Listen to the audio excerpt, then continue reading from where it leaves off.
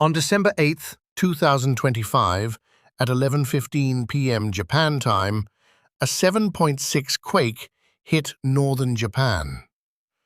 But what shocked experts wasn't just the power, it was the unusually long, wave-like shaking. Buildings swayed for seconds longer than normal, a rare tremor pattern called slow, long-period motion.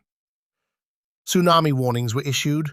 Waves reached 40 centimeters, lower than expected. But the strange shaking has scientists watching for aftershocks and unusual seismic activity.